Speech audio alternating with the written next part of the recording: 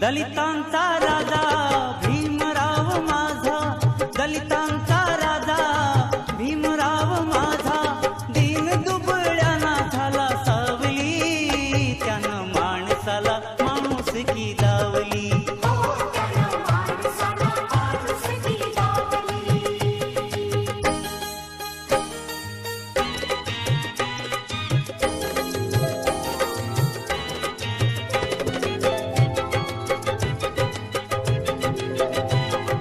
दलितांच्या कुटुंबात जन्म त्यानं घेतला,